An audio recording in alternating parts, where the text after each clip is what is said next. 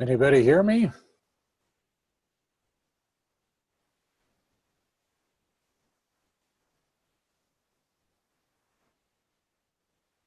Hold on.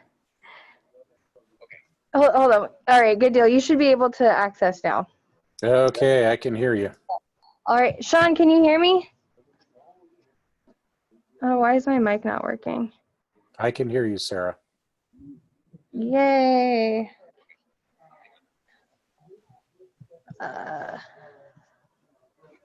You could help Sean.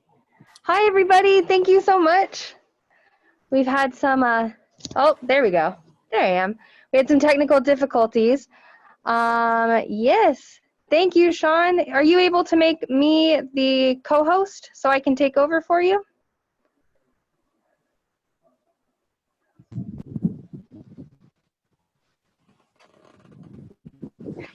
Dang, I want to be at the beach. What the heck? Yeah. Did that work? Yes. Let me see. Am I? Let's see. Am I the co-host?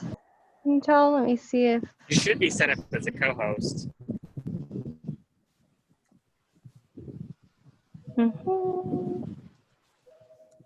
Oh, yep. It looks like I'm the host, so we should be good. Let me make. Are we able to make Jeff a co-host?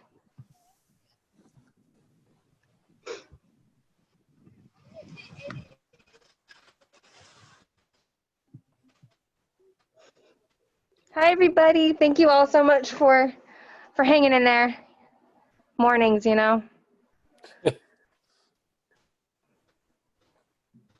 I was up early and I'm already extra caffeinated, so I'm ready to go. I still have half of my drink left, so clearly I was not ready enough.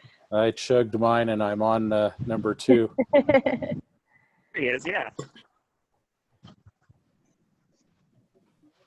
All right, Bedford's remote tech support from anywhere. I think you're good. All right. Jeff, are you able to screen share? I have the green screen share light, so it looks like we're good there. Awesome. Then I will stay as host just to be safe. And yeah, I say we go ahead and kick it off. All right. So I'll do a brief intro. Hey, everybody. Can y'all hear me okay through my very thick mask? If you're tuning in, please let us know in the chat where you are tuning in from. I'm so excited there are 105 of you. Holy crap. This is awesome. This is so great.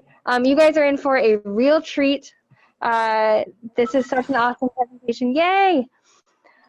Hey, Martin, I'm glad you made it. Awesome. California, Oklahoma, Arkansas, Texas. Yay, Louisiana. We got them from all over. I feel like did someone say Colorado in the England house. earlier? I swear, did someone say Manchester, England? That's so cool. I love when people from all over the world end up joining. Jupiter, Florida. Ooh, jealous. I want to be there. New York, Tulsa. Awesome.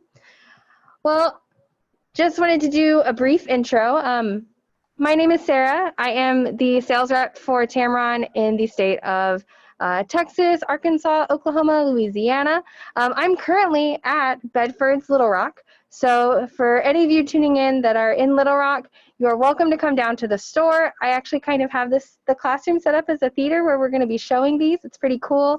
And at all Bedford's locations, there's going to be special pricing starting today through the rest of the week. So if anything you learn this day, you know, we have a bunch of great webinars coming up. If they pique your interest in adding a new lens to your bag, definitely visit Bedford's in-store or online, and you'll get that special pricing. It's a mail-in rebate, so it won't be applied right to your ticket. So even if you're ordering online, they can provide you with the paperwork. It's very easy to do.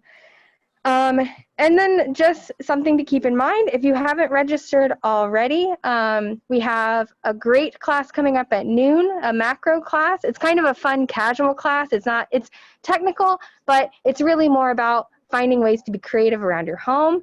And then at 2 p.m., we have a class about night photography. This is everything from astro to street photography at night and just different ways to use your camera creatively when the sun goes down, not just, you know, the stars. There's more than just that. And then last but not least, the icing on the cake, if you haven't registered for Jonathan Thorpe's class at 4, do it right now. This is not going to be your typical webinar. He is setting up a live shoot on camera. You're going to be able to watch his feed as he builds this scenario from absolutely no lighting to this crazy amount of awesome, intuitive lighting. And it's a really cool theme. It's going to be like mad scientist theme. So it's like a behind the scenes. You're going to feel like you're on the set with him. It's going to be really fun. And then, of course, I'm so glad you all are tuned in for this wonderful landscape class. These images are absolutely gorgeous, and you're going to take a lot away from it. So people are asking where to sign up for the additional classes. If you go to Bedford's Eventbrite page, you can sign up there, or shoot me a message on Facebook. I'm Sarah with Tamron. I'll send you the link as well, if you want. Easy peasy. And someone is asking, am I unable to make the 2 p.m.? Yes, Bedford's will be recording all of these and providing links to the attendees afterwards. So I think you might need to be signed up for it, so your email gets pinged to get the recording. But yeah, they will be recorded. And just to repeat, go to either Bedford's event page. They have on their events page, it goes to their Eventbrite where you can sign up just like you signed up for this. Or if you want to bypass that, on Facebook, find me, Sarah with Tamron, and shoot me a message and I'll get you the link. So, well, without further ado, let's get started. I'll be hanging out in the chat. So if you have any questions, I'll be trying to answer. If I can't answer something, we'll wait to the end and do a Q&A with Jeff. So yeah, looks like we already have some questions in the Q&A queue as well as the chat. So I'm certain you'll be keeping up with both those as you're able. So hi, I'm Tamron Tech Jeff.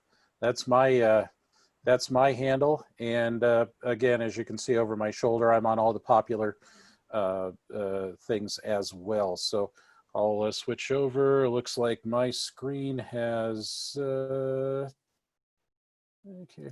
let's hit play. Come on, baby, go. There we are. So once again, I'm here to speak to you today about capturing the beauty of the landscape. And it's, again, I'm going to be going from before sunrise till after dark. And even a few inside shots, because landscape's not always about just shooting outdoors. So have that to look forward to. Once again, thanks so much to our hosts, Bedford Camera, for hosting our Tamron Takeover Day. As Sarah mentioned, she is at the store in Little Rock all day long, doing show and tell, safely distanced. We're doing full sanitary operations. If you bring your camera in, if you're in the neighborhood, you want to kind of test drive a new Tamron lens, she has pretty much an entire selection of all the products for you to try out, and everything gets cleaned in between each loan. But we do advise you to bring your own camera. So that's going on. And again, you see all my social things. So if you do come up with a question afterwards, feel free to follow me on any of those media. And also, again, if you have a need to drop me a question, I usually pick those up right away. So we'll get started. The first thing we want to talk about when we get outside, or really when we do any shoot, is controlling your camera. And as you can see, this shot on the screen right now required some control of the camera. I was out, I live in northern Colorado. This shot was made just north of the Colorado border, in the middle of nowhere, next to a wind farm in southern Wyoming, southeastern Wyoming. And I was in between two severe thunderstorms. You can see there on camera right, one is just going away. There was one coming up from camera left that's not in this frame. And I managed to slide through in between both of them and didn't get hailed on, didn't even get more than a couple of drops of rain to dirty up the car. But the shot, I was out looking at the landscape, and you'll notice it's a black and white photo.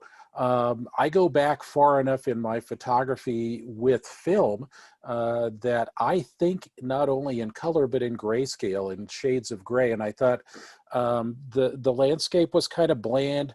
The grass in the foreground, it was, you know, midsummer. It was kind of dormant, brown drought conditions that we've had other than those passing thunderstorms. And so I thought, you know, I really like what's happening here, but it's not going to look great in color. Now, I always capture in color, and then I come back and, you know, I do as much as I can in camera, but I always like to have the option of having the color image, and it's very easy to convert to black and white. A number of great programs I use from DxO, the Nik software. This is their Silver Effects Pro program, and it will give you all kinds of control over your black and white, even emulating old film styles. So it's an amazing program, fairly affordable. So that's something to look into. Again, that's from DxO, like Delta, X-ray, Oscar. If you fly a lot, you get that reference. And so this was an 1/8 of a second. And I did this handheld. Tamron's image stabilization is amazing and can give you the capability to shoot fairly long exposures without having to worry too much about camera shake. And I did that longer exposure so that I could get that movement in the blades of the windmill there, because even though I was in between two storms, it wasn't real windy. Because both storms were kind of sucking air into their cores. So right where I was, there's very little wind, and the windmill was blowing pretty lazily. So I was able to shoot this. I did have a circular polarizer on to get a little darker in the sky there. And the sun was kind of up over my my left shoulder, so that helped out too. Polarization works best if the sun is at a right angle to the lens. So think of, you know, to get maximum polarization, it's an adjustable filter, but you still want to get, if you need maximum polarization, you want to kind of have the sun over your shoulder. So that was in play. I shot at a pretty low ISO 64, so I could get that low shutter speed. Not all cameras go that low, but most cameras will at least go down to 100 ISO. So you can, with a polarizer or maybe with a neutral density filter, you can get those longer shutter speeds if you need them. So that's what it took to get that shot. And again, controlling your camera is important. For those of you who are new to changeable lens or adjustable camera photography, your camera probably has that little green auto box or something like it on a control dial or in an LCD panel somewhere. And it can be your best friend, but you definitely don't want it to be your best friend forever, because what can happen is simply the auto mode gives you a good exposure, but the camera doesn't know if the subject is spotlit, if the subject is backlit. It doesn't know. It knows probably what focal length you're using, but it doesn't necessarily know if it's a moving subject, if it's a stationary subject, or if, like with that windmill, I wanted to go to a very low shutter speed to get a little motion blur in the shot. So it's important to, as soon as you're comfortable with your camera, step away from that auto mode. A lot of cameras also have scene modes, and this is a good stepping stone, again, if you're new to photography, that will give you the ability to let the camera do some of the work for you. It'll have little icons that, again, will be on a dial or on an LCD panel, and you might have an icon that looks like a runner in motion, and that's going to be for action shots where you want to stop motion. There might be a little mountain or something like that icon. That's great for landscape. There might be a head and shoulders kind of icon that's great for portraits. Probably a little flower icon that's great for close-up photography. So use those. And again, going back to when I was learning photography with film, I carried a little spiral notebook with me so I could write down every shot I made. I wrote down the information, what shutter speed I was using, what aperture I was using, what focal length lens I was using, because again, I go back far enough that zoom lenses were, you know, there were a few zooms available, but they weren't very good. Everybody back when I, you know, back in the middle of the last century, when I was learning photography, you used, you used fixed focal length lenses, or what they now call prime lenses. And so I recorded that. And I learned from that. And when I went back home and processed my own film, or if it was color film, I processed my own black and white in those days. Color film, I went, you know, to the lab, had it processed. And again, this was the day before 1 hour labs. So I would sometimes have to wait a week for my film to come back. Now with digital, you have that instant gratification. You see on the screen, the moment you click the shutter, what the image looks like. But the other cool thing that your camera does is records all the exposure data. So if you're using a zoom lens and you're at 113 millimeters on the zoom, it's going to show you that you were 113 millimeters. And it'll show you your aperture, your shutter speed, your ISO sensitivity. So you have all that data recorded, so you don't need to carry around a spiral notebook. And that's important too. Now for landscape photography, most of the time, I'm going to be shooting either in the A aperture priority mode or the M manual exposure mode. Shutter priority, I generally reserve for action photography where I need to control the shutter speed. And again, sometimes I'll shoot manual exposure for that. There's what we call the exposure triangle. And again, if you're a veteran photographer, you know what this is all about. Again, if you're new to photography, these are the 3 keys to getting a good exposure, or to getting what you envision onto your sensor and onto your computer. And I hope of your best photos, you're making prints and enlargements. The nice thing about the prints, like I have over my shoulder here, is they don't have an off switch. They're not going to be on a hard drive that crashes, because that can happen.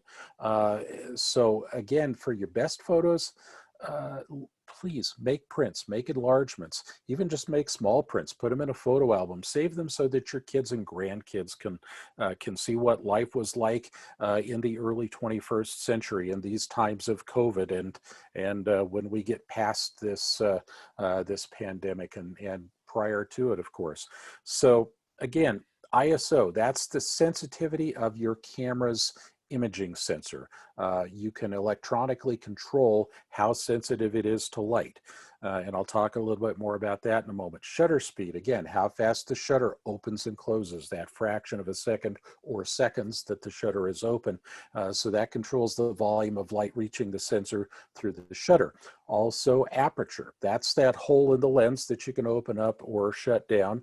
And that, again, controls the volume of light coming through the lens, but it also controls what's in focus. So we'll get started in breaking each of these down. Again, the aperture, if you look at our graphic here, it's counterintuitive because it's a mathematical formula based on the focal length of your lens and the diameter of the opening of the lens. Now you can control, again, that aperture, we call it opening up and stopping down, but it's counterintuitive because the small numbers are the large apertures that let the large volume of light in, because again, it's that formula of diameter versus focal length. And then as we begin to stop down, of course, we're diminishing the amount of light coming through the lens, but we're also, if you'll notice this little graphic up top there, we're increasing the area in focus, the amount of what we call depth of field, what's in focus and front and behind what we focused on. And the smaller apertures give us more depth of field. Now, wide angle lenses will inherently give you more depth of field. Telephoto lenses will give you less depth of field. So it's going to be one of those experimentation things. This is one of your first assignments. Go out and maybe to the backyard or neighborhood park or someplace, and shoot at various apertures and focus on a subject that you want to isolate and shoot with a large aperture, and then stop down and see how that changes. Or maybe shoot something that you want to have everything in focus, and then you'll want to probably choose a small aperture but open up to see where things change. And it will vary dramatically if you're zooming in, zooming out, or if you're using a fixed lens, what magnification or focal length that lens has. Now the next step, and again, we'll go through these a little more step by step, the shutter speed. As I mentioned, that's that fraction of a second or seconds that the shutter is open. And just as the graphic shows here, slow shutter speeds, long shutter speeds are going to blur subjects in motion. Long shutter speeds also can cause you, if you're hand holding, you may not be able to hold the camera steady enough for the length of time that the shutter is open. So we'll talk a little bit about camera supports too, tripods and monopods. And then the sensitivity, the ISO, that's that electronic setting that allows you to change the sensitivity to the camera's light. Again, I always recommend use the lowest ISO you can for the shooting situation, because that's going to give you the best color, the best contrast, the best sharpness, and take advantage of the quality of lens and the quality of the sensor the camera has. As you go up, and again, you may have no choice but to use high ISOs in low light shooting situations, but get comfortable with that, and I'll talk a little bit more about that shortly as well. So here's a good quick example of depth of field and aperture control. This beautiful little blue flower at a botanic garden, or maybe in your backyard, isolated, which is what we want. We want to draw the viewer's attention to that subject. So that required, in this case, a large aperture, but experimenting, we stopped down. Now, as you can see, as we go to 5.6 and 11, and especially when we get to f16 or f22, there's a piece of lawn furniture in the background. Now, maybe we can move that out of the way, maybe we can't, or maybe we can move left or right or higher or lower to eliminate it from the shot. Maybe we can't. So again, that's where controlling your depth of field comes into play. And again, those larger apertures, pretty indistinct even at 5.6, and very indistinct at a larger aperture. So that is the advantage of having what we call a fast lens, or a lens that has a large aperture, is you have that additional measure of control of isolating the subject or including it when you stop down. Now also, again, shutter speeds. And shutter speeds can be relevant, as you saw again in that first shot with the windmill, but they may be less relevant in your typical landscape shot. Although again, I shot this picture, this image at a 15th of a second. There were some clouds moving overhead, and they were it was calm even on the top of the mountain where I was sitting. This is Mount Evans, west of Denver, and I was just below the peak, so I was 13,000, probably 13,000 feet here. It's a 14,000 foot mountain. And still calm where I was, but those clouds at 20,000 feet or 30,000 feet were moving pretty fast up in the jet stream. So I wanted to get a little blur, a little exaggeration to the clouds, so I shot that 15th of a second.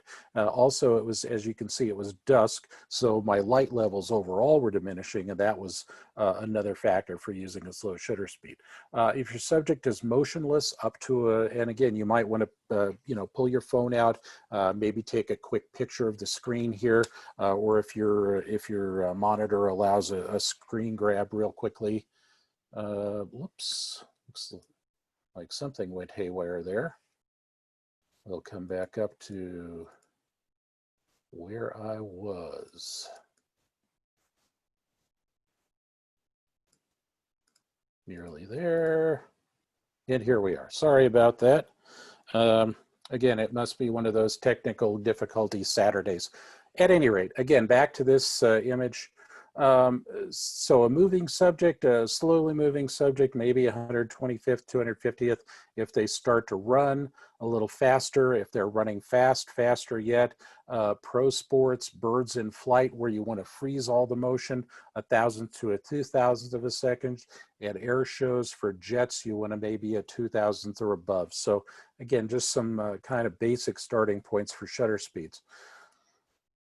And then also ISO sensitivities. Again, the lower numbers on a tripod or handheld for bright daylight shots, up to maybe ISO 200. If there's subjects in motion and you want to stop motion, again, you'll probably want to be a little higher, maybe 400 to 800 ISO. Again, I routinely, if I'm shooting any sort of subject in motion that I want to freeze motion, I'll be at 400. If I'm shooting sports, I'll probably be at 800. If I'm shooting fast action like an air show, I'll start at 800. And then higher as the light levels diminish. For instance, this night sky shot, again, this is a great example of landscape.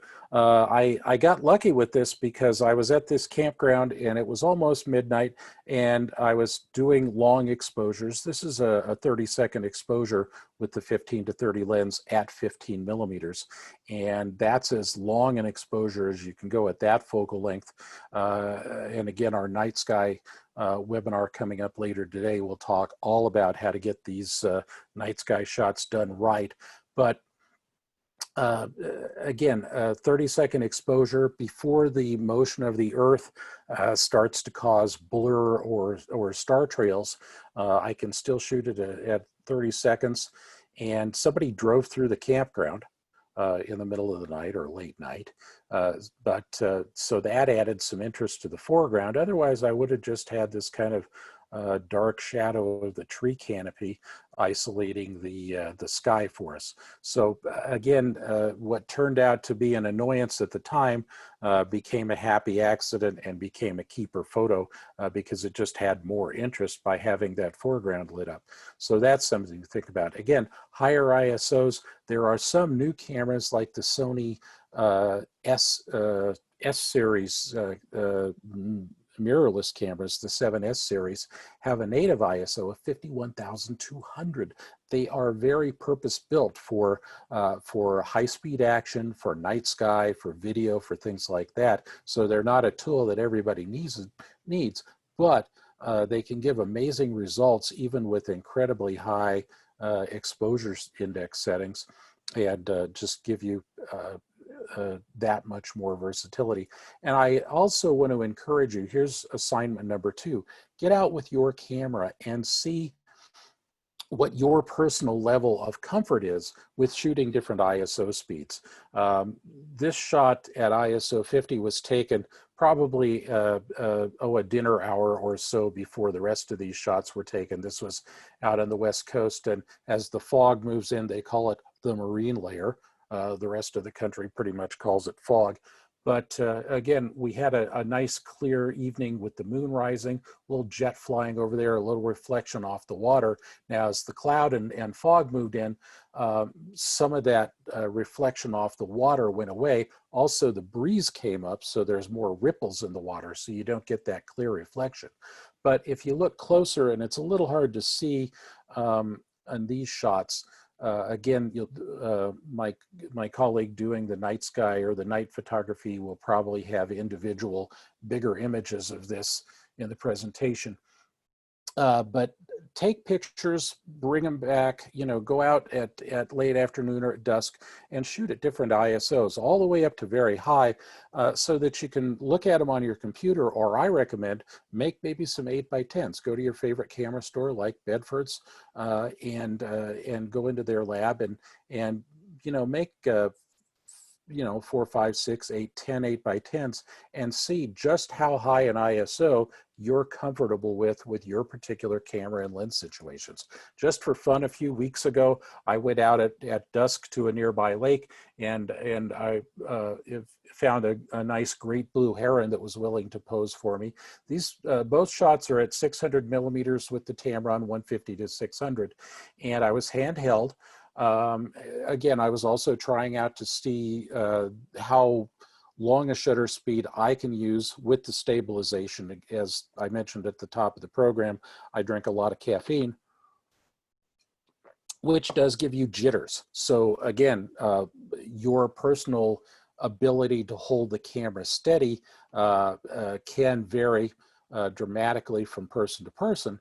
But here I was able to shoot at 600 at an ISO 12,800, which is back in film days, we couldn't even fathom shooting an ISO this fast.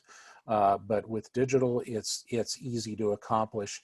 And here, again, right about sunset, the subject was in the shadows, but I was still at 125th of a second.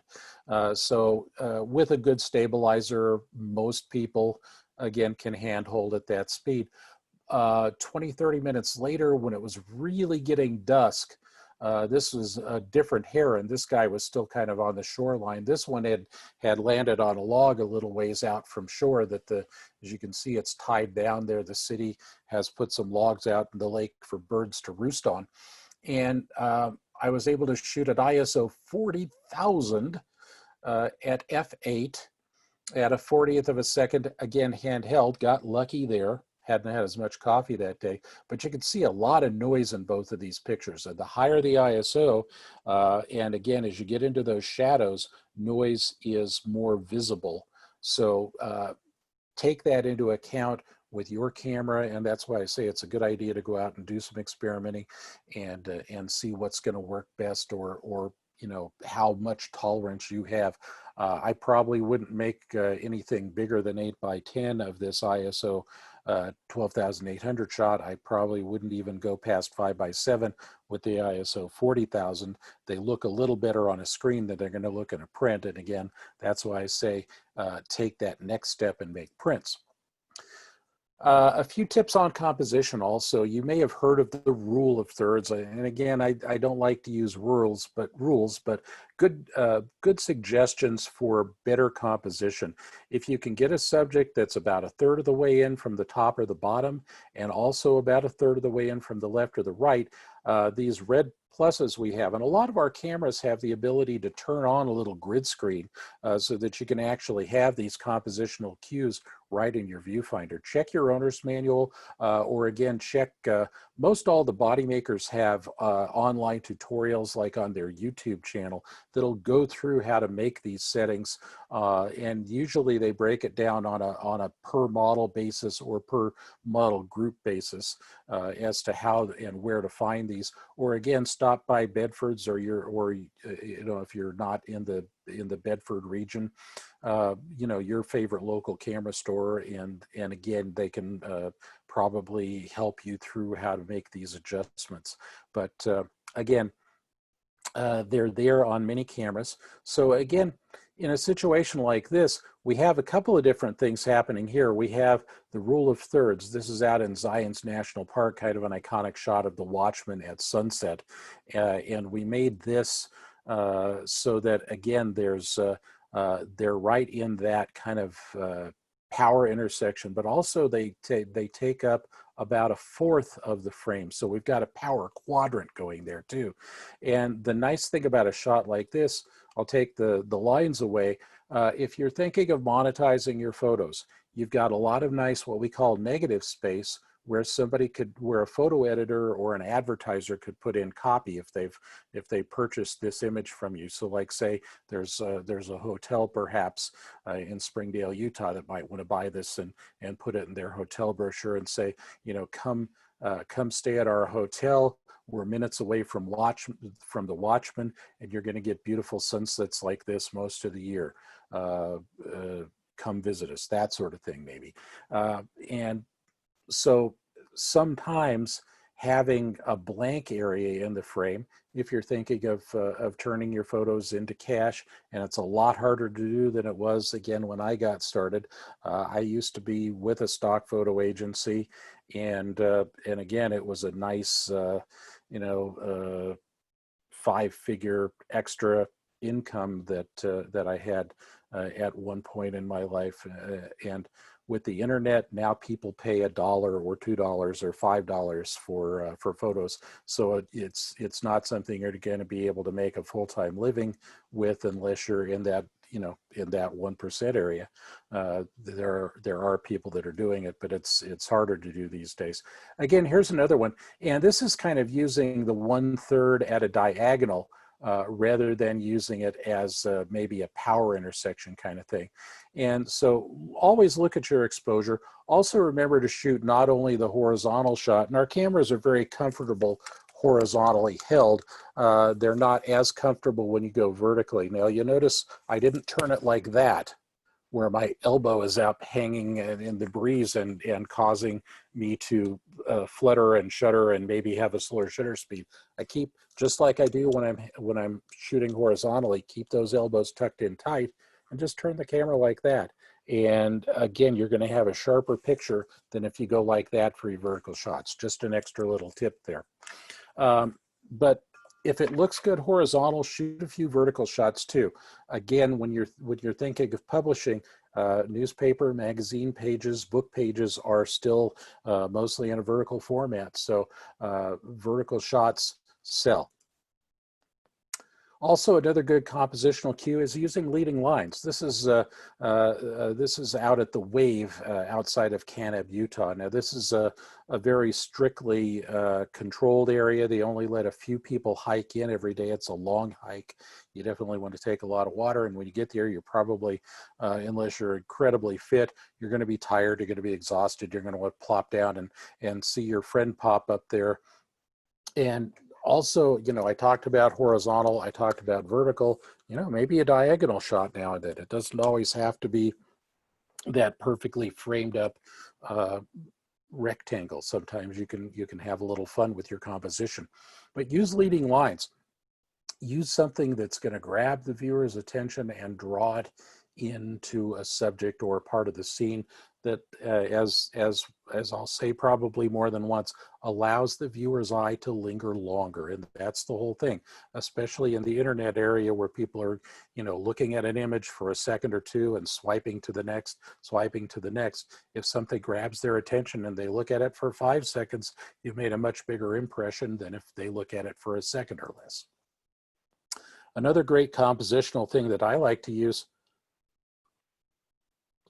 pardon me, is using something to frame in your subject. This was in New Orleans, up on the berm that separates the river from the French Quarter there, St. Charles Cathedral, and I framed it in with this. You know, they were nice enough to put an old Civil War cannon up there, or maybe pre-Civil War cannon, and it's on this nice polished granite block, so I got a little reflection going on there, as well as framing in the point of interest for the viewers. So use things like that, tree branches, fence posts, and you'll see some examples of that throughout the presentation. Now we'll get into selecting the lenses. And again, I'm going to talk about Tamron lenses because I work for Tamron, but it's important to know you may have similar focal lengths in your camera bag already. And if you're happy with the lens and they're working for you, that's great. If not, get into Bedford's or your favorite camera store. Maybe take a look at some newer lenses, trade in, trade up, sell your old stuff, get new stuff. Again, I'll step away from the pitch, but I'll tell you about Tamron lens designations because that's important. We have 3 major designations, DI, DI2, and DI3. The DI lens designation is for our full frame lenses. Now these will fit the full frame cameras. These are the higher end cameras, maybe what we would consider the pro or prosumer cameras that use a frame or an imaging sensor that's about the same size as a 35 millimeter film frame was. So it's got a, all things considered in the digital era, a large imaging sensor. These lenses will also fit the APS-C cameras and pretty much any other camera that you can come up with that you can put some sort of adapter on that goes between the camera and the lens to fit the camera and the lens together via adapter. Now adapters, not all are created equal. Like this particular one on my Nikon Z series camera allows any Nikon mount lens, like all of the Tamron Nikon mount lenses, to fit and be fully native on the camera. And with a couple of exceptions, there might have to be a firmware update or two done to a lens.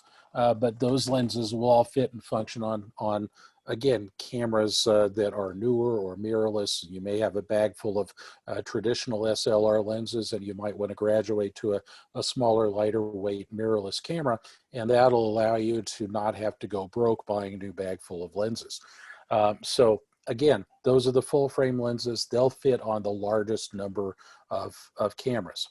Now, we also make the DI2 series lenses, and these lenses are designed for what most of us probably have, which are what we call the crop sensor or APS-C size sensor. It's about a third smaller. These lenses put out a smaller circle of light, but it's optimized to fully illuminate that sensor size.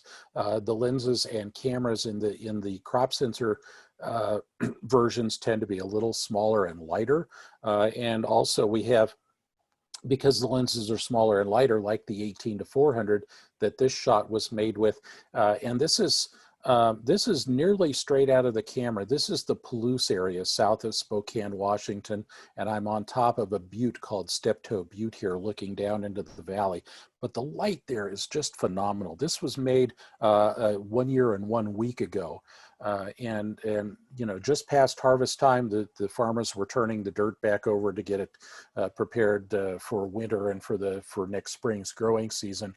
But just beautiful light there all day long. It's so nice that I'm using 2 example photos. Now this is DI3, and this is our umbrella term for all of our mirrorless camera lenses that fit mirrorless cameras directly. We have a full lineup of Sony mount lenses, and we have something for micro four thirds. We have an all-in-one lens for the micro four thirds camera. We have an all-in-one lens for the Sony crop sensor mirrorless camera, and we have an all-in-one lens for the Canon M series mirrorless too. So a lot of different choices for you, but our mirrorless lenses right now are all under that DI3 umbrella term. And again, this was taken a few minutes before or after, I don't remember the sequence, from that shot you saw a moment ago. And again, I don't know what it is. They're in between 2 mountain ranges there in eastern Washington. It's kind of rolling hill country where the farms are, and the light, and with the rolling hills and the cloud formations that happen there, it's you know, any time of the day, it's just a beautiful time to photograph. Typically, we think of landscape photography, of getting the best light, the best color, early morning, late afternoon. I found this was like 2 or 3 o'clock in the afternoon. So you can get beautiful results in that particular part of the country almost any time of the day. But you know, even if you're somewhere and you think you can't get great shots midday, take the camera along and play and zoom, and you know, change your perspective, change your field of view if you have zoom lens with you. Again, this was made with the 18-400, and the thing I love about the 18-400 is that range, that versatility, and it's here right now, but it's on my crop sensor camera most of the time because it's so versatile. I can take it out and I can shoot almost anything, including close-ups with it. But here again, at 18 millimeters, you've got about a 75 or 76 degree field of view. So a very wide field of view. And you can get the big landscape. Again, we got lucky out in Monument Valley this day, and we had some nice clouds in the sky. I would have cropped differently. I would have composed differently if we didn't have nice clouds. I probably would have made that you know, less blue sky and put the tops of these desert hoodoo features, you know, closer to the top of the frame. But here I had a nice sky, so we included that in the frame. But just with the twist of a wrist, we can go from this field of view to that field of view. So now we've narrowed the field of view down to about 5 or 6 degrees. And that's the beauty of an all-in-one or a long zoom lens like this. And we have longer range zooms for most all of our popular sensor sizes. We have a 28-300 for full frame cameras. We have the 18-400 for crop sensor. And for the new Sony we just introduced, a couple of months ago, less than 2 months ago now, we have a 28 to 200, again, for the full frame Sonys. And it also works on the crop sensor Sonys, effectively netting out equivalent focal lengths to 35 to 300. So a lot of choices there. So an all-in-one zoom can be the perfect travel lens for you. So something to think about looking at, or again, you may already have something similar in your camera bag. Now, I do a lot of wide angle landscape photography, but it's not always those broad panoramas like the last shot. Sometimes it can be down in a valley with a little river flowing through it, and you get that nice feeling of vastness because of that field of view. Again, a 15 millimeter lens will give you about 115 degree field of view on a full frame camera. Now I'm talking diagonal field of view. So an amazingly wide field of view, and it's hard to appreciate it here, but even just zooming into 35, that short 2-to-1 zoom creates a completely different look. So even a short wide angle zoom like that is going to give you some amazing capability for just changing the perspective, changing the way the shot looks. Now, again, sometimes depending upon what camera I'm shooting, and if I'm, hiking versus working out of a car, that all-in-one lens is going to go with me on a hike. If I'm working out of a car, now I have the luxury of having a lens trunk full of Tamron lenses. They fortunately give me pretty much one of everything to shoot. Sarah, if you're in the Little Rock area, Sarah area has that whole lineup with her to demonstrate for you today. But a lot of us don't think about telephoto lenses for landscape. Now you saw it just bringing in a distant subject a moment ago, but here at 200 millimeters with the 70 to 200 millimeter lens, telephotos also compress distance. And that's an important thing to think about too. Having a strong foreground subject, but having a background that looks much closer than it actually is. And telephotos will allow you to maximize that capability if that's what you're trying to envision. Now, brand new, just introduced this week, and they'll be in camera stores. Bedford should receive their first shipment right around the end of the month. So, give yourself a little treat when you're trick-or-treating. They should be delivered around October 29th, give or take. Sometimes shipping gets whacked up because of the pandemic, but the factory has them prepared and they'll be on the way soon. So we hope to have them by the end of October. But the 70 to 300, if you have a Sony camera, again, it'll work on the full frame sensor or the crop sensor Sony. So think of the 7 and 9 series. They're going to be fully native. And if you have like an NEX or an A5000 or 6000 series camera, again, you have that crop sensor, so you're going to have an even longer effective focal range from effectively about 90 to 420 effective zoom range with that. So there's a little beach scene. There's kind of a lake up in upstate New York that one of my colleagues got to test drive the lens recently with, and shared that with me. So again, just something new that'll be here any minute now. And the cool thing about this lens is if you are a Sony user, it's a lot smaller and lighter than anything else in that focal range. So definitely worth considering. And it's also going to be very affordable, which is another thing that Tamron strives to do with all of our lenses. Great optical performance at a great price too. So something else to think about. And again, going back to that telephoto for compression, I live in northern Colorado, and there's been wildfires in Colorado going on since July. This was shot in early August, and there's a wildfire that's burning within about 30 miles of where I live, and it's been going on since mid-August, and unfortunately continues to burn. But it creates, for better or worse, it creates phenomenal sunsets and sunrises. So at 150 millimeters, you kind of see the sun going down. You've got some nice backlit illuminated clouds there, that ridiculous color that, again, this is pretty much, this is a JPEG straight out of the camera. There's very little, any manipulation that we do to our images, other than, you know, we'll tell you if we've done something in post. But other than a little levels adjustment to make it look good on the screen. But at 150 millimeters, you see that view, and that's, you know, that's what we consider a short telephoto. And if we throw the lens all the way out to 600 millimeters, you get that really compressed. This tree in the foreground, all of a sudden it's silhouetted, these trees here, but they are a much more impactful part of the scene there. So again, telephotos compress things and do that. Be very careful if you do put the sun in a scene in your lens. It's best to switch from if you have a camera with an optical viewfinder, switch to the live view mode.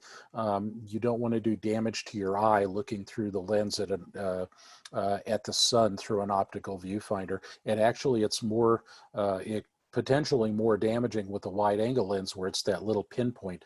If you remember from when we were kids, and maybe you took a magnifying glass and burned a hole in a leaf in the fall. That used to be something that my brother and sisters and I would do when we were kids. It was that pinpoint of light that burned the hole of the leaf. And that can do damage to your eye coming through a lens through an optical viewfinder. An electronic viewfinder, a little less of a problem, but also be very careful because the sun can even burn a hole in your shutter too. So be very judicious when you're photographing the sun in your frame. So a little preparedness there. Also, we want to change our perspective and change our point of view.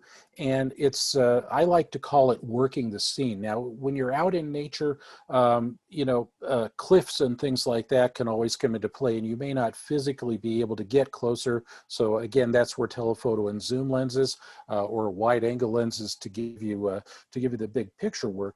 But even just a simple scene like this, out in the desert, these shots were taken probably within 5 steps to the left or right, and getting a little higher and getting a little lower and zooming in and out just with the 15 to 30 lens. And it's the same subject, just shot a little lower here on the right-hand side, kind of standing at normal height, and then kind of actually laying down on the rock to get that keyhole view like that, and zooming in just a little bit with the lens a little wider and kind of in the middle of the zoom range there. So those things come into play, and even with a single subject like this, I can spend a long time zooming in and out, moving left and right, getting higher, getting lower, just to get that one right shot, or to give some variety in my visual storytelling.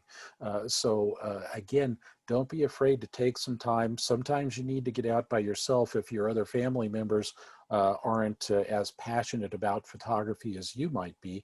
Sometimes it takes solo trips, or again, you know, let them have their picnic and say, I'll be back, I'll see you in an hour, kind of thing. So again, include the family, obviously, if you can, but if you can't, maybe sometimes you just have to get out and go have fun by yourself.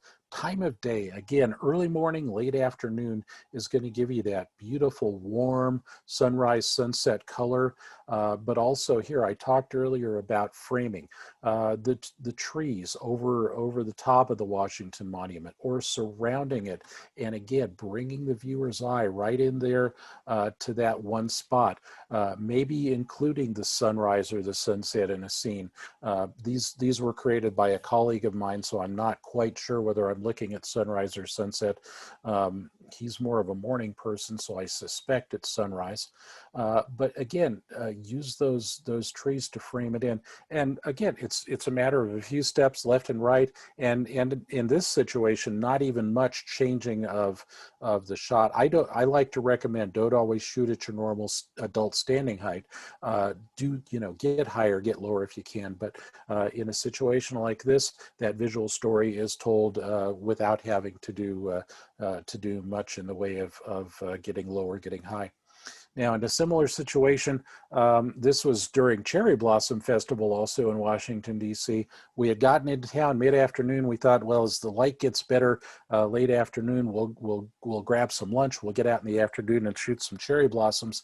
Well, there was this tiny little cloud on the horizon, and we didn't think much of it. But within minutes, it moved in, deluged rain for a few minutes, and then left. So we had trees covered in cherry blossoms, and after the rain and the wind, the trees were stripped a little bit. So we had to use, rather than we were thinking of using kind of normal and wide angle lenses, we ended up using more telephoto.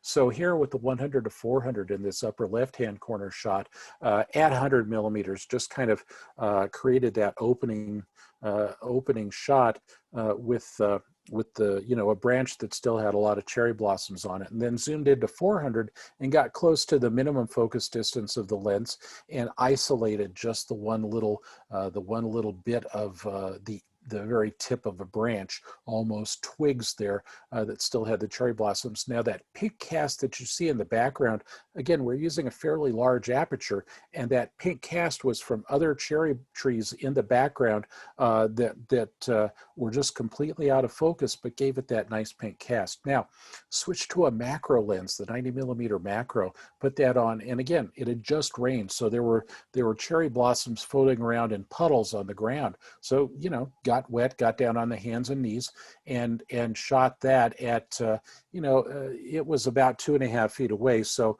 nowhere near the minimum focus distance. But then we stood back up and shot just a single cherry blossom with that macro lens. And that macro means it can get you down to life size or even larger with some lenses. The Tamron macro goes to life size, and we have some new prime lenses to fit the Sony that will get you to half life size.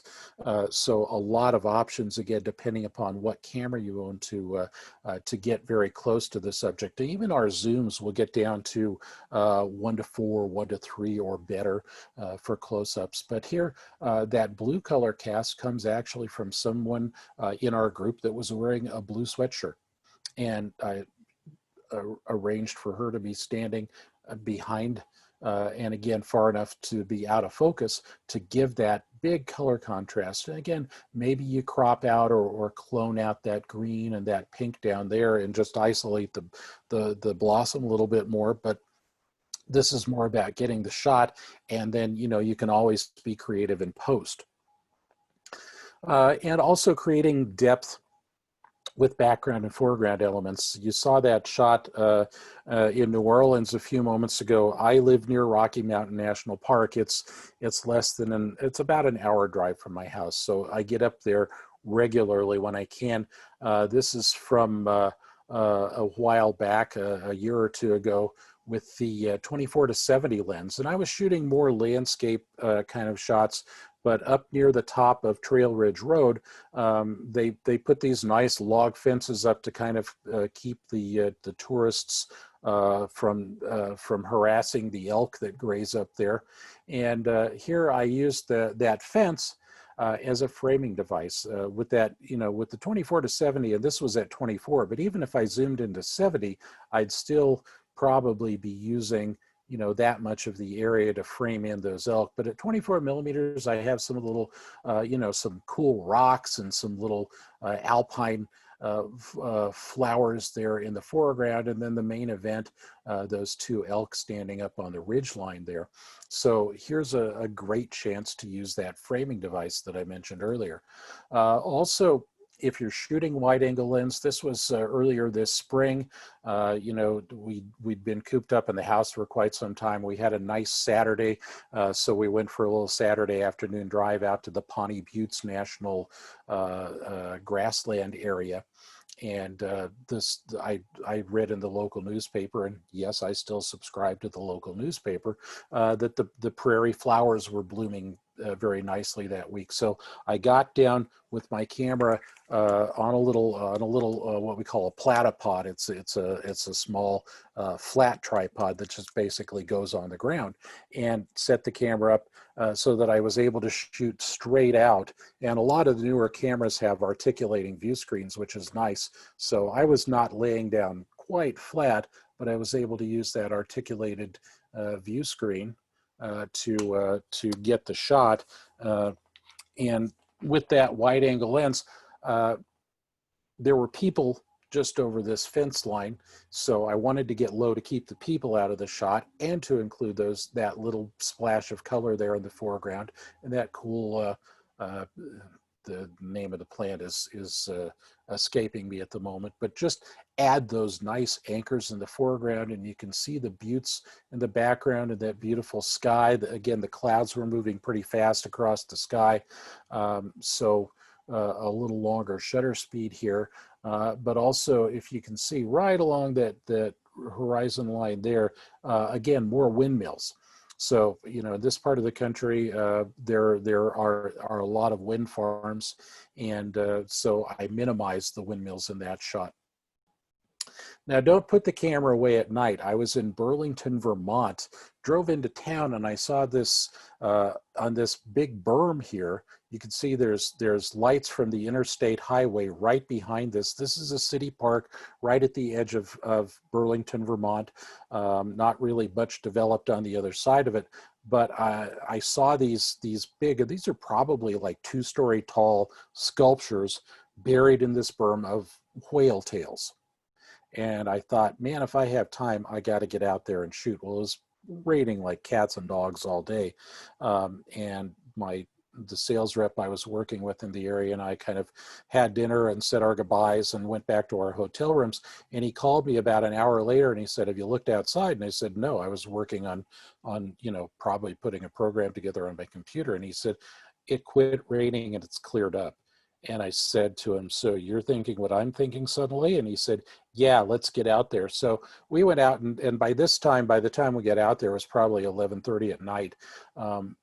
And there were just some lights from the city illuminating this berm in the foreground.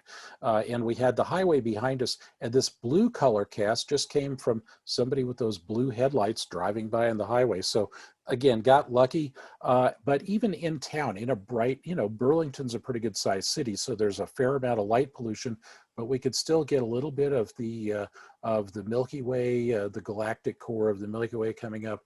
That summer, Mars was very bright. Of course, this summer we have Jupiter and Saturn very near the Milky Way right now. So again, even if you're in the city, try and find a dark place, maybe a lower spot at a city park or a golf course where it's a little depressed, or along a river where you can get a little bit lower, maybe with some trees surrounding you, to to be able to see the night sky. And this was a 20-second exposure, which is about at 75 or at 28 millimeters, again, about as long as you could go before the rotation of the Earth started to cause a little movement in the celestial objects there. But don't be afraid to get out at night and do landscapes at night too. It takes some more thinking. And again, stay tuned for our next session that talks about, pardon me, about nighttime photography. Now, another cool thing that happens, I was out in Yosemite this past winter, and they had a very dry winter, of course, which is why California is on fire right now too. But again, a very dry winter, and this was late January, and you know, 5 in the afternoon, the sun's going down, and these rocks, these monoliths, Half Dome there is gray. And where the sun was shining on it, it was that nice warm afternoon light, got that beautiful orange color, but I just love that cutoff. There was, you know, another mountain behind us that was cutting the sunlight off. So we go very quickly from that bright orange sunlit color to the gray that the rock actually is. And you know, nice reflection in the foreground. And this, again, just screamed for a vertical format shot. Horizontal, it would have been cluttered because of the trees on both sides of the little stream flowing through there. So the vertical shot made for just simply a much better composition. And I was out there for a photography workshop for a week-long event, and I was elbow to elbow with probably 30 other photographers on this little bridge across the stream, and just, you know, watch the sunlight slowly fading up the side of the rock there, and that was my shot. So even in something where maybe you're in a classroom all day, take your dinner break and go out and see if there's something interesting to photograph near where you are.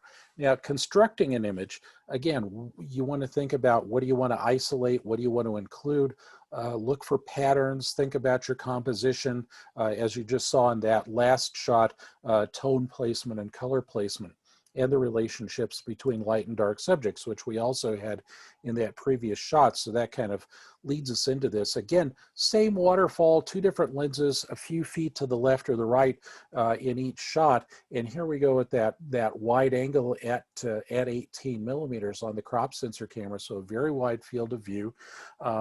And got the nice, beautiful flow of the waterfall.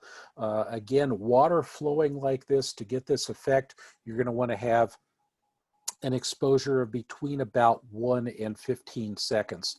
Both of these were 15-second shots, and they required, because they were shot in the daytime, a neutral density filter, which is just a gray filter, doesn't change the color at all, but it reduces the volume of light coming through the lens. So even with the lowest ISO you can set, and these were both at ISO 50, they were shot at 15 seconds with about a 4-stop neutral density over the lens, and at f/16, very small aperture to give that full depth of field, and that gave us that nice, beautiful flowing look to the water, which you can always shoot at a higher shutter speed and get more frozen look to the water. A lot of people like the flowy look.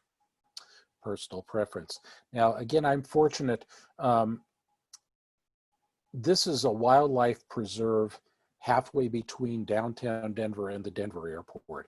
It used to be an Army arsenal storage facility and proving ground, and they back in World War II, they made mustard gas bombs there. So the area is pretty polluted. They can't build a subdivision on it. So fortunately, they reclaimed the land as best they could, brought in a bison herd, and even, you know, up until the bison moved in, there were deer and, you know, all kinds of other wildlife, coyotes, foxes, all sorts of birds that live there. So the bison just kind of add to the effect. And you can drive through, and this is leading out the window of my car. You can't get out of your car in a buffalo herd, or you know, you've seen pictures of people who've done that in certain places, and the buffalo take umbrage to that. So definitely, you know, stay in your car, follow the rules. But here, the bison were right next to the little roadway, so I was able to just lean out the window with that 15 to 30 millimeter lens. And this was a couple of years ago, just after Tamron had upgraded from the original to the second generation version of the 15 to 30. I was on my way to catch a flight. I gave myself a little extra time and hoped that the bison would be out and, you know, near the road, and I got lucky that day. Sometimes they're way off in the distance, and even a telephoto doesn't help, because it's almost I think it's a 15 or 16,000 acre property, so there's a lot of prairie for the buffalo to roam, so to speak. So you never know what you're going to get, but I was fortunate that day. And again, beautiful clouds. If it had been a bluebird clear sky day, again, that horizon line probably would have been up closer to the top of the frame, and I would have included more prairie grass and bison in the foreground for interest. But I had great clouds that day, so I used that. Now again, clouds are, as you can see, a big factor in what I shoot. The sky wasn't great. The sun, this was a sunrise shot, and the sun had not quite come up yet, and the sky wasn't really great above where I cut off the frame, but I liked really the reflection in this little lake. And this is late winter, early spring. There's actually a light layer of ice right here to about there. You can see that cutoff line, and then it's open water past that. So again, wintertime, get out when it's cold, bundle up, and take the camera with you and continue to shoot. Landscapes can be architecture too. St. Louis, the Gateway Arch, a very prominent feature. Even if you've never been there, you've probably seen photos of it. But you usually see those typical landscapes with the whole arch shot from downtown St. Louis or from across the river, looking back to the west. Well, we were right there. This was actually in the middle of a nighttime portrait shoot. We were teaching portrait lighting, and I just saw these lights reflecting off of that polished steel and the floodlights. It was humid that night, so that you've got plenty of moisture in the air for these are called crepuscular rays. You see this at sunset when there's moisture or particulate matter in the air, where the sun's rays will come through clouds, for instance. So they're hard to see at night in the camera lens with floodlights, but I knew they were there. So virtually leaned up against the side of the structure and just photographed looking straight up. And it's well enough lit that I only had to go to ISO 800 to get the shot. So again, a kind of a fun, different look at architecture in the landscape, and not the typical shot that you see of that subject. So again, think differently. Start with that postcard kind of look, and if you can, move your way in to make the scene more unusual and not what you see in the postcards. Looking for the good light. This is another example of just having a camera with you and being prepared. I had just gotten off a plane at the Denver airport, and there's a state park on my way home. This is Bar Lake State Park, just north of the Denver airport, and I have a state parks pass, so just hung that up in the windshield, and I saw that it looked like it was going to be a potentially good-looking sunset as I was leaving the airport. And by the time I got to the park, the sun had just gone down, and that color was exploding. And I got lucky. There was a little kid fishing there on the edge of the lake, so he's included as part of the scene. And I posted this on my social media, and I tagged Colorado State Parks. And the next day I get an email or a text back from them saying, "Man, we love that photograph of Bar Lake. Can we use it on our social media?" And I gladly shared it with them. And then and they shared it the next day. And I'm starting to get, questions back. Well, how much Photoshop is there? And it's like, if you were out there that night, you'd know that that's the way that Mother Nature created that scene. Again, pretty much straight out of the camera, just a little levels adjustment to make it look good on your computer screen. And that was the only adjustment I did to it. So look for the good light. Sunrises and sunsets, they're not always this spectacular, but in every part of the country I've been to, I always think of Colorado as having these spectacular times of day, but you find it all over the country. And especially this year with the smoke from the western wildfires pretty much now covering the entire continent, you're going to see neat sunsets and sunrises almost anywhere you live, especially if you're north of Interstate 40. Definitely going to see some more colorful sunrises and sunsets that you might be used to. So keep an eye out for those.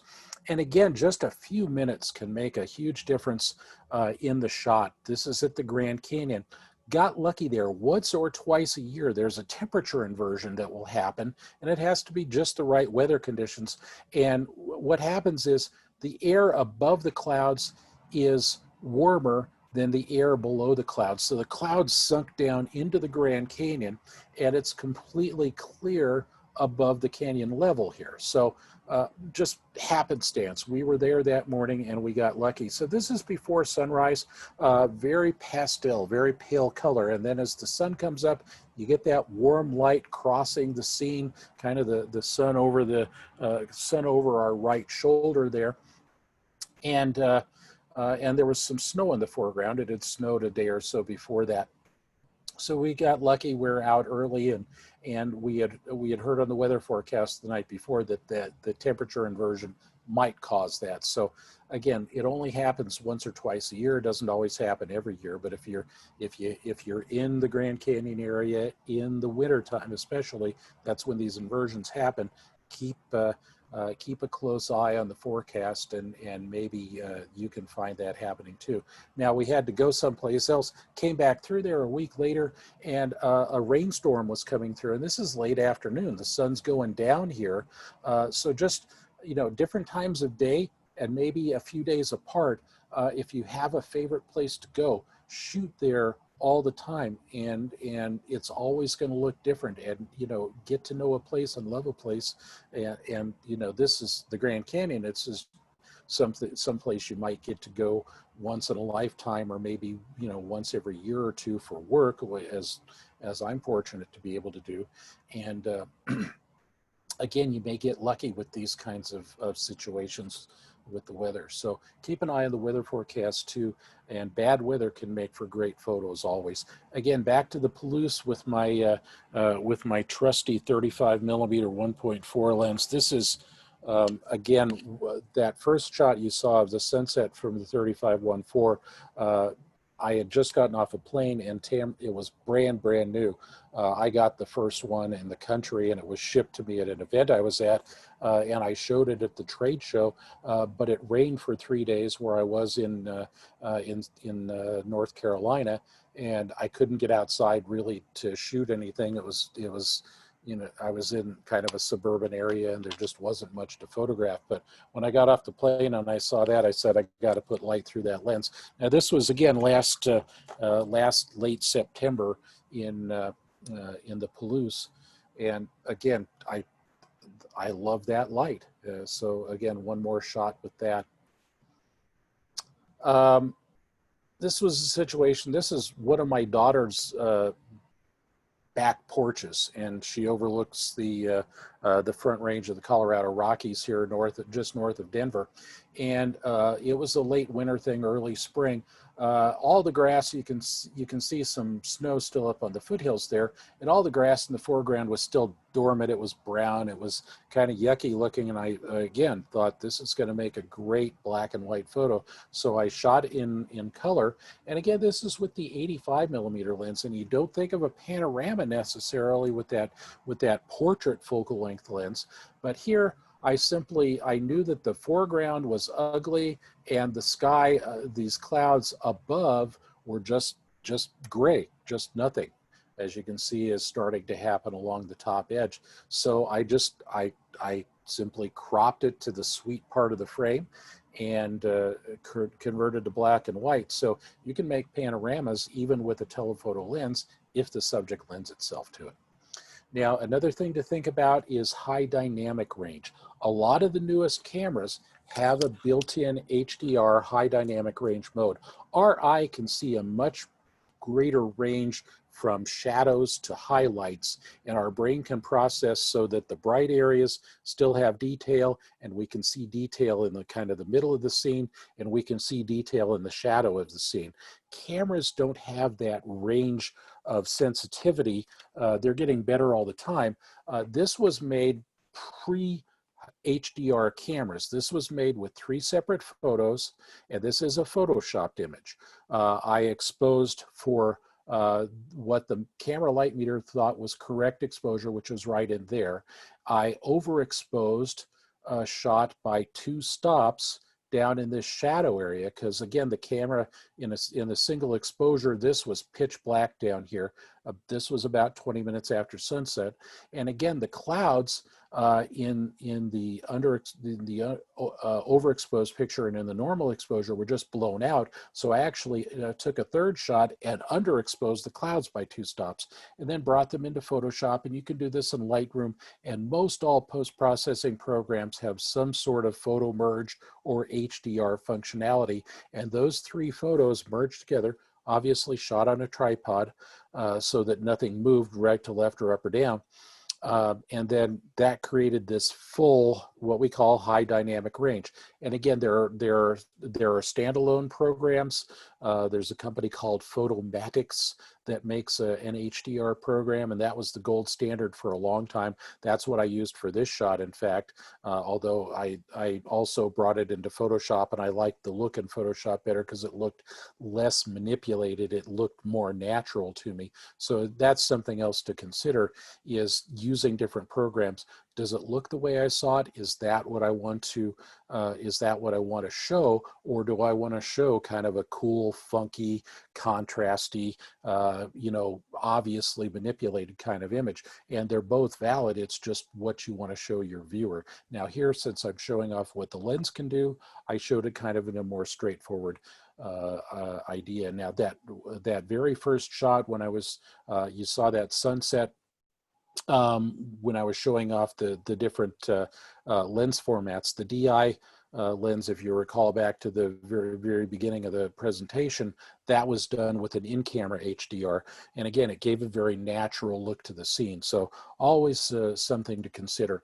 Now, I shoot my workflow because sometimes I'll be out in an event and I'll post pictures on my social media, and the next day the office will say, hey, send us a bunch of photos from your event. Those look great. We want to use them in social media too.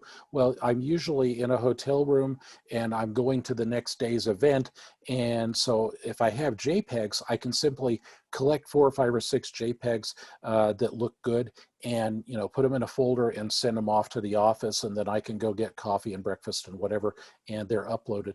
If I have to take my raw file images, then I have to convert the raw file, adjust it the way I want it, and save it then as a JPEG to send off to the office. So, for 6 images, that might be another half hour of work.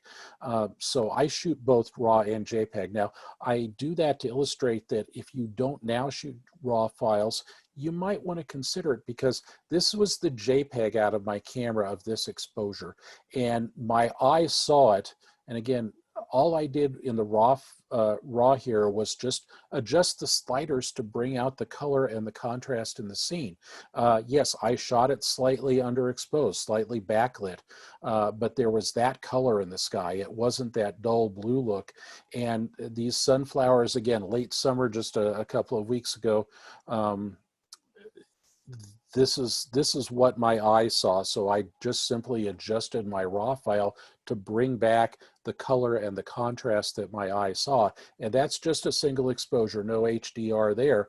But again, sometimes it's good to shoot both RAW and JPEG. Now, if I had just done the JPEG there wasn't enough data in the JPEG. JPEG only records, at the best quality, only records about 20 or 25% of the data that your sensor is capable of.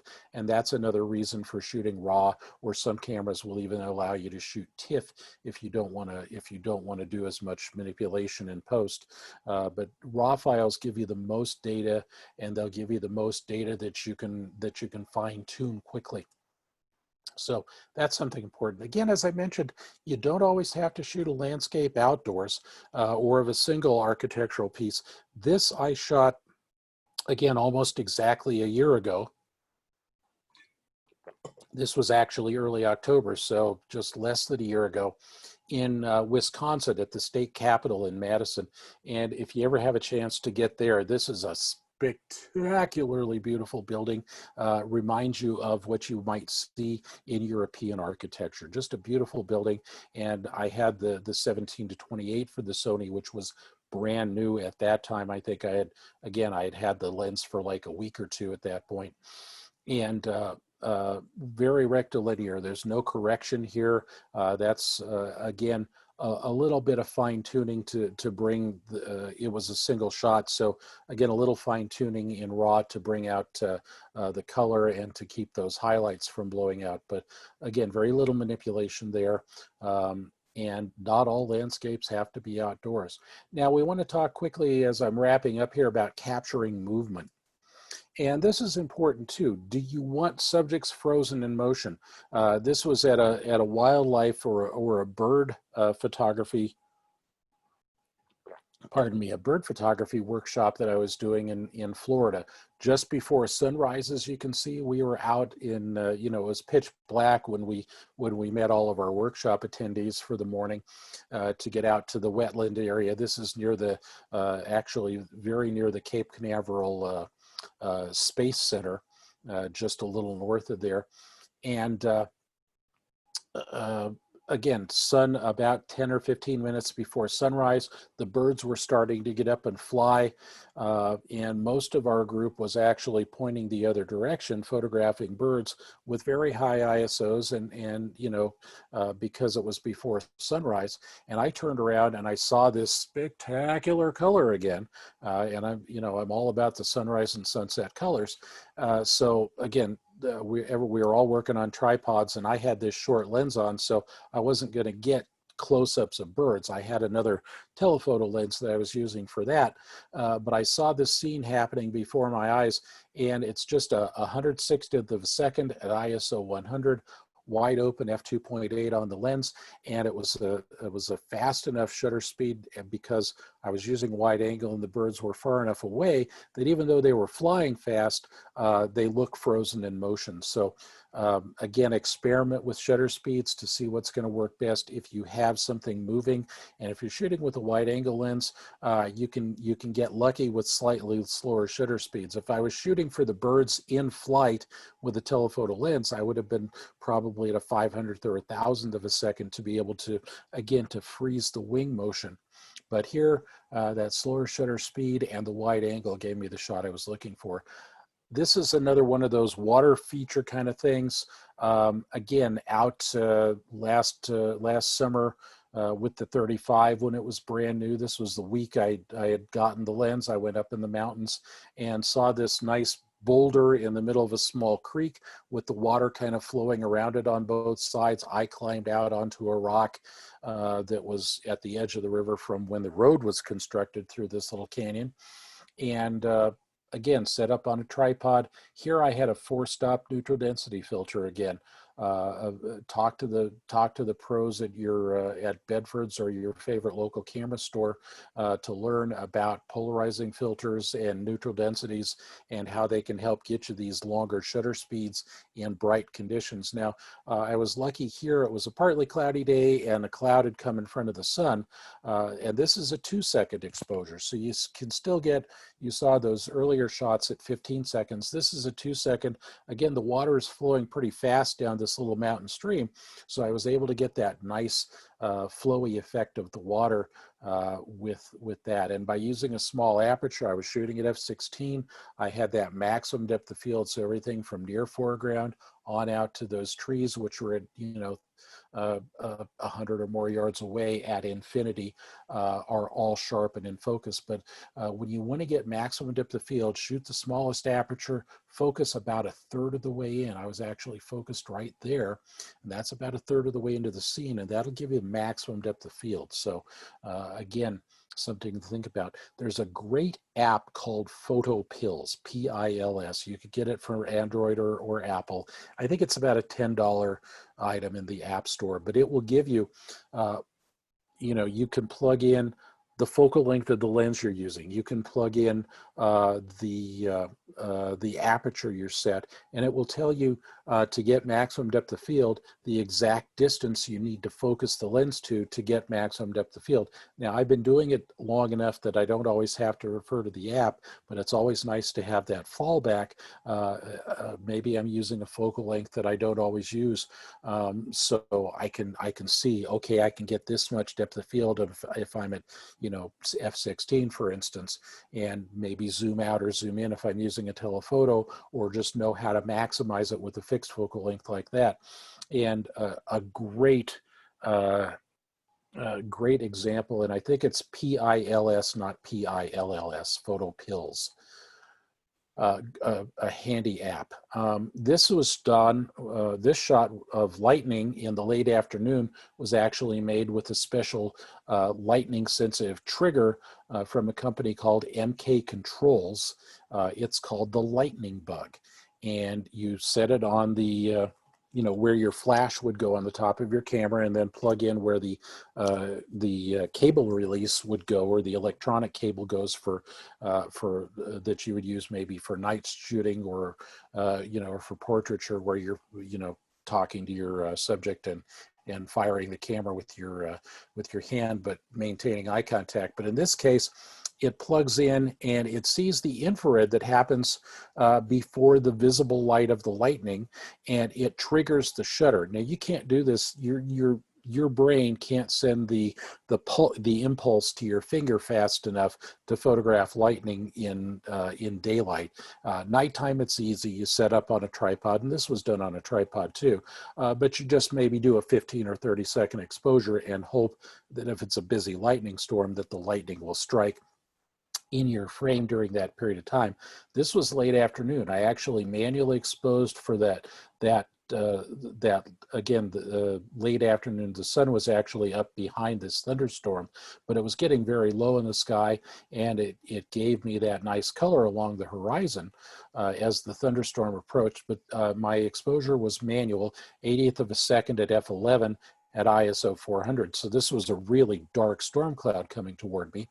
And again, I got lucky when a lightning bolt happened. Now, this took about 30 shots. Lightning was off to the light, it was off to the left, it was maybe up in the cloud and didn't look cool. So just this one lightning bolt, and right after this lightning struck the storm, the rain got to us, and I had to pull the camera back in to get it out of the rain. So again, these kinds of shots take a lot of time, a lot of patience, and you're going to have a lot more misses than hits, but you can get that one shot every now and then that makes it worthwhile. One more shot with the neutral density filter, and this is an extreme neutral density, and there are actually two shots or two filters involved here. I used a 10-stop neutral density filter, which is almost clear black, or almost deep black. You can barely see through it. And again, this was a couple of years ago. That's the sun filtered through forest fire smoke. Again, there was another nearby forest fire, and I was driving up this this canyon near where I live. This is the Cache Laputa River Canyon, northwest of Fort Collins, Colorado. And I saw this orange light reflecting off of the water and off the rocks, and there was a pullout right there, fortunately. So I drove up about another quarter of a mile to another pullout, turned around and came back and parked here. And the sun was just about to drop behind the ridge line there. So I was able to set up, and I did a basic exposure without the filter so that I knew where my starting point was. I put the filter on, and then I put a second graduated neutral density filter in front of the lens and just cut off the grad right there. So there's 10 stops of neutral density overall. So I got the reflection off the river, that beautiful flowing water. And again, this is about a 15-second exposure. But again, sun, very, very bright. I put another 3 stops of neutral density in front of the sun to try and just bring it, corral it down a little bit, if you will. And this is a single exposure, not an HDR exposure. So all of that neutral density, my my initial exposure at ISO 100 was at 125th of a second, pardon me, at f16. And then by the time I added all the neutral density, I was still at f16 at ISO 100, but it gave me 15 seconds, and it gave me everything I wanted in the scene. So it takes some experimentation. Again, talk to the professionals at the store about what's going to work best for your lenses in polarizers, in neutral densities, in tripods and monopods. A tripod is going to be a very important thing for landscape photography too. Most all of the Tamron lenses have built-in stabilization. The ones for mirrorless cameras, we rely on the in-body stabilization. Almost all of the newest generation of mirrorless cameras have stabilizers built into the body to give stabilization at the sensor. So either way, know that stabilization can be a very handy tool for handheld shots, but when you get down past about a 15th of a second, you're more likely to need a tripod to get sharp photos, and a tripod will slow you down, it'll make you more deliberate, and you'll get more good, you'll take fewer pictures, but you'll come back with more good sharp photos because everything is locked down. Now, if you do have stabilization turned on the lens or in the camera body, good idea for those longer exposures to go in and turn the stabilization off, because stabilizers look for motion to correct for. And if you're locked down solid, they don't see any motion and they can start actually fluttering during the moment of exposure, and you end up with a less sharp photo. Now, wrapping up, this photo isn't mine. I can't take credit for it. This was done by my colleague, Ken Hubbard. This is a 5-second exposure on Diamond Beach in Iceland. And just, I had to include it. I borrowed it from his landscape presentation because just a lovely shot to finish the scene. Again, just, this is like 30 minutes before sunrise, a 5-second exposure, ISO 100 f16. So maybe not 30 minutes before sunrise, but before sunrise. And again, this is the kind of place where you never turn your back on the ocean. If you go to a racetrack for car races, the ocean, something like that, these big chunks off of icebergs can move with the ebb and flow of the water. And every once in a while, you'll read about a photographer who gets injured or hurt or worse by these flowing chunks of ice. These are hundreds of pounds, if not thousands of pounds, pieces of ice. But again, just as the wave had come in and the water was flowing back out, got that beautiful motion blur there. So a nice way to finish up, just a beautiful photo again from a colleague that I respect. So I'm Tamron Tech Jeff, and thanks again to Bedford's. And please stay tuned. Again, join Janet in our next webinar starting at noon Central Daylight Time for her macro and chill. She's going to talk about all kinds of fun close-up photography techniques. And at 2 o'clock Central Time, join Armando for his Mysteries of the Night presentation. And again, that's going to be all things nighttime photography, not just the stars, but all kinds of things to do with night photography. And again, stay late for John Thorpe. John is probably one of the most in-demand commercial photographers on the East Coast right now. He's based just outside of Washington, D.C. He's a phenomenally good teacher and an incredible photographer, and he'll take you through, as Sarah said at the beginning, he'll be doing a real-time presentation starting with no lights. He'll just show you his models and their props, and then how he builds with light, and he'll show you behind the scenes, and you'll see what he's doing, and then you'll see the capture. It'll go live as he makes the photo, and it looks like all this stuff that has been done, manipulated in Photoshop, and John does it all with light. Just astonishingly fun, great presentation. And again, as I said on the slide there, be there or be obtuse. So have fun with that. And thanks again to Bedford's. If you're tempted, Bedford's has, their prices are as good as mail order, so shop local. No reason to have to get on the interwebs for anything.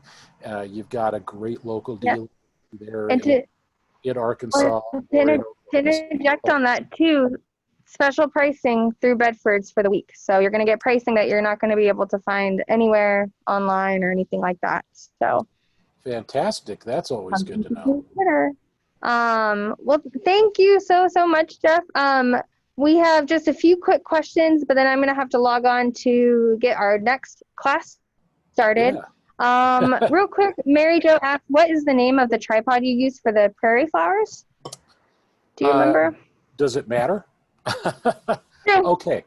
Just get a good one. Yeah. A good one. It was a good one. Get a good tripod. And again, talk to your local photo shop. I own several different brands of tripods. I own Manfrotto, I own Giottos, I have a ProMaster, I have an Eagle brand tripod. And again, they all serve different purposes. And because I make a living at it, over time, I bought several different ones that become specific to my purpose. So again, if you had to buy one tripod, spend as much as you can afford to on the best quality. I think the best quality tripods right now are made from carbon fiber. You can also save some money by getting aluminum. Aluminum tends to be heavier to give you the same stability as carbon fiber. if I'm working out of my car, I'll throw my older, heavier aluminum tripods in. If I'm traveling, again, I've spent the money on carbon fiber. So I hate to make one recommendation.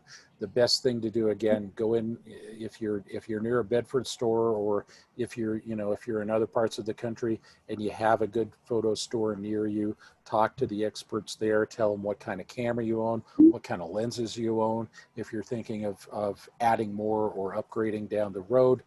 And they can probably find 2 or 3 different price points for you to choose from to be successful.